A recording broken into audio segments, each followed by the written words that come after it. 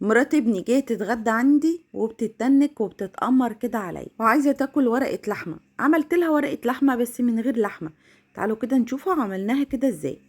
انا لقيتها كده بتتصل عليا بتقول لي عامله ايه يا ماما، انا هجيب العيال واجي اقضي معاكي اليوم. قلت لها حبيبتي اتشرفي. قالت لي انا نفسي اكل ورقه لحمه من ايديكي. دخلت ادور كده في الفريزر ما لقيتش ولا حته لحمه. فكان عندي كده سجق طلعته يفك وقلت خلاص اطلع بقى كده طاسه كبيره كده غويطه احط فيها شويه زيت يسخنوا وانزل بقى بكميه السجق اللي عندي وهشوحهم كده تشويحتين وهبدأ ان انا اطلعهم. وقلت هعملهم بطريقة كده حلوة وجديدة ما عملتهاش كده ابدا، خاصة ان احنا كمان اخر الشهر وما كانش لسه يعني لسه ما قبضناش ولا جبنا بقى لحمة في الفريزر. وانتوا عارفين ان اخر الشهر كده يعني كلنا بنقضيها كده اي حاجة كده موجودة في البيت. وجبت كام حباية بطاطس قشرتهم وشطفتهم وقطعتهم مكعبات وبدأت ان انا انزلهم كده في الزيت لغاية ما ياخدوا كده اللون الذهبي زي ما انتوا شايفين. وطلعت البطاطس كده من الطاسة. هعمل ايه بعد كده؟ هبدأ ان انا انقص الزيت. ولاحظوا كده الطاسة قللت منها زيت خالص وبدأت ان انا اضيف كده معلقة كبيرة من اللي هي الضاني. هتخلي السجق ده ريحته بصوا هتجيب كده لاخر الشارع. وفعلا شوحت كده كمان راس توم كده مهروسة شوحتها مع اللي هي الضاني. بدأت الشقة كلها تقلب ريحتها كده حاجة جامدة كده من الآخر تقولوش بشوح لحمة بلدي.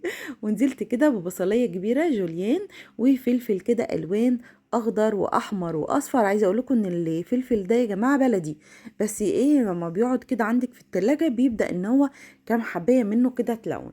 فقطعتهم وشوحتهم كده وقلبتهم ونزلت عليهم بالبطاطس المكعبات وقلبت كله مع بعض. وبدأت أنزل بقى البهارات والتوابل بتاعي والملح، ملح وكمون وفلفل أسمر.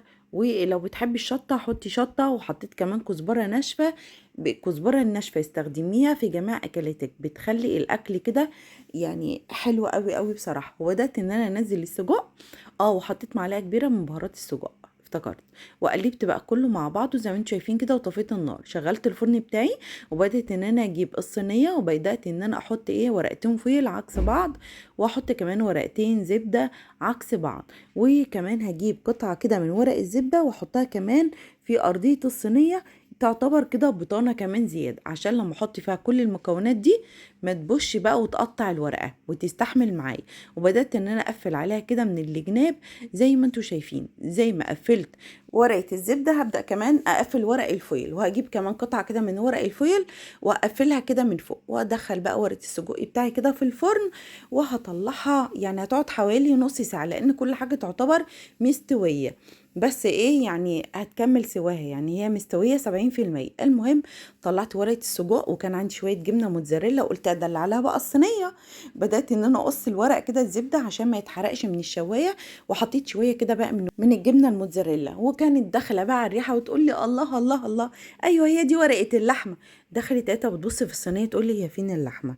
قلت لها احنا اخر الشهر وما فيش لحمه. قالت لي انا بقالي اسبوعين ما جتلكيش وفي الاخر هتاكليني ورقه سجق. عمو شكرا يا ماما. ولقيتها اتقمصت وزعلت. يا بنتي احنا اخر الشهر انا لو عندي لحمه كنت زمان عملتها. خشي كده وافتحي الفريزر وشوفي. يهديك يرضيك خلاص يا ماما انا غلطانه انا طلبت منك. قولي له كده انتوا لو مكانها هتعملوا ايه؟